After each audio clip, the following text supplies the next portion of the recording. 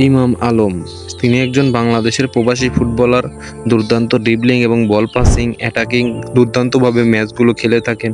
তাকে নিয়ে আমরা কথা বলতে চাচ্ছি। সে কিন্তু বাংলাদেশের একজন বংশোদ্ভূত ফুটবলার। ইতিমধ্যে কিন্তু বাংলাদেশ ফুটসালে কিন্তু ম্যাচ খেলেছেন অনেকগুলো, এবং তাকে নিয়ে কিন্তু জাতীয় দলের অনেক আশা ভরসা ছিল, কিন্তু শেষ পর্যন্ত কি হবে এইসব বিষয় নিয়ে এখনো রয়েছে জল্পনা কল্পনা। আদৌ কি সে জাতীয় দলে সুযোগ পাবে কিনা, এইসব বিষয়গুলো জানতে হলে আপনাকে পুরো ভিডিওটি দেখতে হবে। তাই পুরো ভিডিওটি দেখুন, না টানাটানি করে সম্পূর্ণ ভিডিওটি দেখার অনুরোধ রইল। আর হ্যাঁ, চ্যানেলে যারা নতুন অবশ্যই লাইক দিয়ে দেবেন এবং সাবস্ক্রাইব করবেন।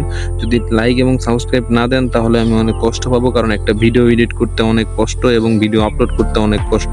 তাই আপনাদের কাছে বিশালভাবে হাম্বল রিকোয়েস্ট থাকবে, আপনারা সবাই চ্যানেলটিকে সাবস্ক্রাইব করবেন এবং ভালোবাসা দিবেন। আপনাদের সবার জন্য আমি দারুণ কিছু আনতে চাই। ইমাম আলম হচ্ছেন একজন বাংলাদেশি ফুটবলার। তিনি কিন্তু দুর্দান্ত ড্রিবলিং এবং বল পাসিং এর জন্য বিখ্যাত। সে কিন্তু বিভিন্ন ক্লাবের হয়ে খেলেছেন। তার যেসব স্ট্রাইকেল রয়েছে তাকেও কিন্তু বাংলাদেশের রাডারে রাখা হয়েছে। তার বয়স অত্যন্ত কম এবং উচ্চতা অত্যন্ত কম, এর কারণে হয়তোবা বাংলাদেশ ফুটবলে তার এন্ট্রি করতে একটু সমস্যা হচ্ছে। তবে আশা করা যাচ্ছে কিছুদিনের ভিতরেই ইমাম আলমকে বাংলাদেশ ন্যাশনাল টিমে দেখা যাবে। তার যেসব ড্রিবলিং এবং বাংলাদেশের যেরকম ড্রিবলিং গালা প্লেয়ার কিন্তু একটাও নাই।